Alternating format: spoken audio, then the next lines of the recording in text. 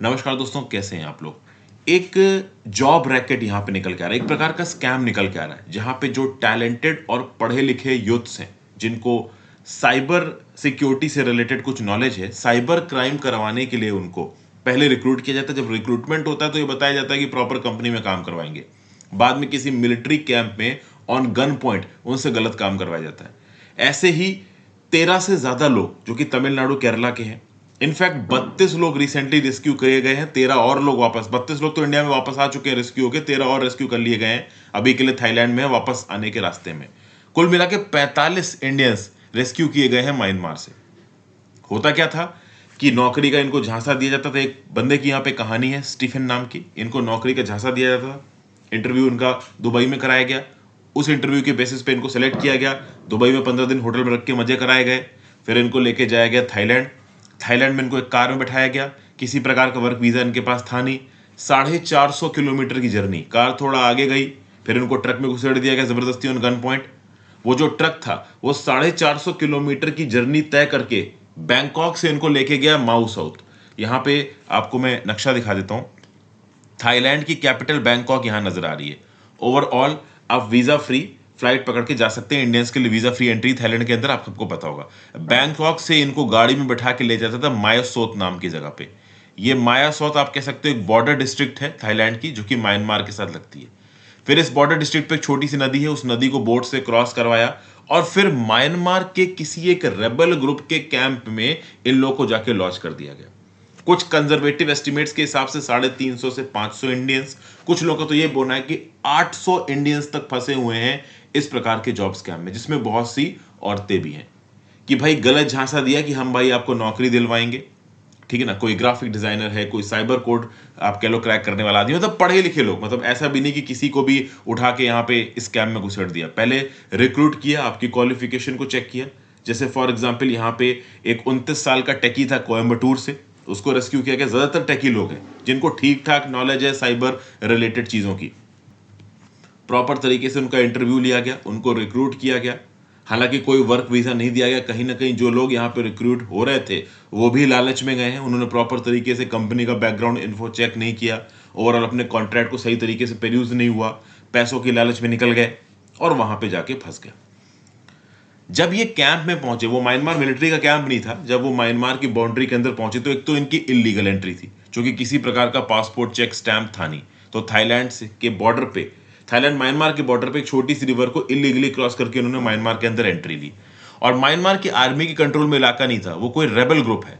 और ऐसा बताया जाता है कि इन रेबल ग्रुप्स में बहुत सारे ऐसे ग्रुप्स हैं जो कि चाइनीज माफिया ऑपरेट कर रही है। चाइनीज माफिया ऑर्गेनाइज तरीके से इन जगहों पे साइबर क्राइम के कैंप चलाते हैं। दुनिया भर के इंडिविजुअल्स, जिसमें से बहुत सारे इंडियंस भी हैं।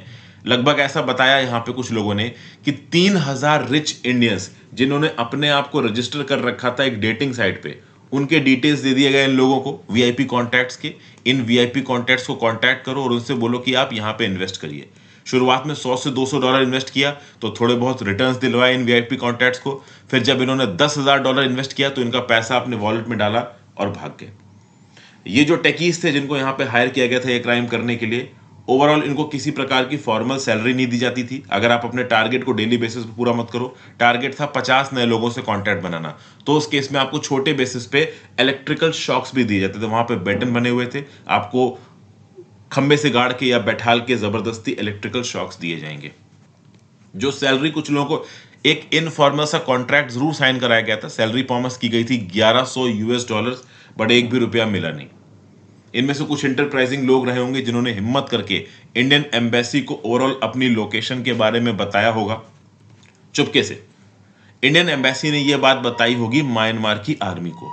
म्यांमार की आर्मी सही समय पे इन जगहों पे पहुंच गई और इनको रेस्क्यू कर लिया। एक रेस्क्यूअर ने तो यह तक बताया कि अगर म्यांमार की आर्मी ऑफिशियल्स 1 घंटे भी लेट हो जाते तो हमारा कोई ट्रेस नहीं मिलता इन म्यांमारीज ऑफिशियल्स को। एक बार म्यांमार की आर्मी ने इनको रेस्क्यू किया, उसके बाद भी चीजें आसान नहीं थी। म्यांमार की आर्मी के लोगों ने इनको हफ्ते भर क्वारंटीन में रखा। इस हफ्ते भर में जो भी इनके इलीगल एम्प्लॉयर्स थे उनसे पासपोर्ट वगैरह निकाले म्यांमार की आर्मी ने। फिर म्यांमार की आर्मी वालों ने क्या किया कि वो जो छोटी सी नदी है उस पर बोट पे बैठा दिया और बोला कि जाओ अपोजिट साइड पे फॉरेस्ट वगैरह क्रॉस कर लेना। अब जब मायोसोत पहुंचे थे ये लोग, मायो सोच से म्यांमार की एंट्री के समय पे बहुत लंबे किलोमीटर तक जंगल थे, बाद में नदी थी। वापसी में लौटते वक्त बिना किसी मदद से इन इंडियंस ने नदी पार की और उन जंगलों को क्रॉस किया, क्योंकि म्यांमारी आर्मी टेक्निकली और लीगली बॉर्डर क्रॉस करके थाईलैंड की जमीन में नहीं आ सकती थी। तो ओवरऑल इंडियन एम्बेसी के कहने पे इस म्यांमारी आर्मी ने इन टेकी इंडियंस को बॉर्डर से थोड़ा पहले छोड़ दिया, बोला कि नदी क्रॉस कर लो, चलते जाना, जंगल क्रॉस करके थाईलैंड के अंदर पहुंच जाओगे। ठीक है भाई, इन इंडियंस ने क्रॉस किया। थाईलैंड की पुलिस को भी पता था कि ओवरऑल कुछ ऐसे लोग वापस आ रहे हैं। जब ये लोग थाईलैंड में पहुंचे तो मायो सोत के बस स्टैंड की तरफ चलने लगे। कुछ देर बाद थाई पुलिस ने इनको अरेस्ट कर लिया। थाई पुलिस ने इनको इमिग्रेशन सेंटर में 16 दिन तक रखा। बाद में एक ऐसी गाड़ी जहां पे 8 लोगों को बैठने की जगह थी, वहां पे 30 लोगों को बैठाल के 450 किलोमीटर की डिस्टेंस तय करके बैंकॉक लाया गया। और फाइनली वहां पे इंडियन एम्बेसी के ऑफिशियल्स मिले जिन्होंने इनको इंडिया पहुंचाया। तो बेसिकली इस प्रकार के ऑनलाइन फ्रॉड्स अक्सर कर होते रहते हैं। कुछ एंटरप्राइजिंग इंडिविजुअल्स जिनको ओवरऑल स्कैम्स के बारे में पूरी जानकारी है नहीं, वो अच्छी तनख्वाह के लालच में निकल जाते हैं, जैसे कि 2 लाख रुपए प्रति महीने तनख्वाह का लालच आया और थाईलैंड सस्ती जगह है रहने के लिए, इंडिया के बराबर है, कह लीजिए इंडिया से भी सस्ती है। तो कई लोगों ने सोचा कि ठीक है भाई, थाईलैंड में अच्छा कमा लेंगे, अच्छा रह लेंगे, अच्छा पैसा जमा कर लेंगे। लेकिन ऑब्वियस सी बात है, ड्यू डिलिजेंस यहाँ पे नहीं किया, ध्यान से चीजों को यहाँ पे पेरूज नहीं किया और निकल पड़े, और निकल के वहां पे जाके फंस गए।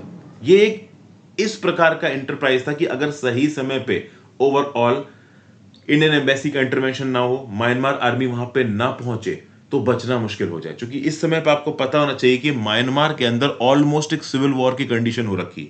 म्यांमार की पूरी जमीन म्यांमार आर्मी या एडमिनिस्ट्रेशन के हाथ में नहीं है, बहुत सी जगहों पर रेबल्स का राज चल रहा है, और ये रेबल्स अक्सर कर म्यांमारी आर्मी से टकराते नजर आते हैं। अब कुछ चीजें यहां पे बिल्कुल क्लियर नहीं है।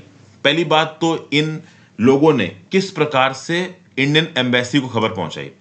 जब इंडियन एम्बेसी को खबर पहुंचाई और म्यांमारी आर्मी वहां पहुंची, तो ये म्यांमारी आर्मी ने इंडियंस को रेस्क्यू कर लिया।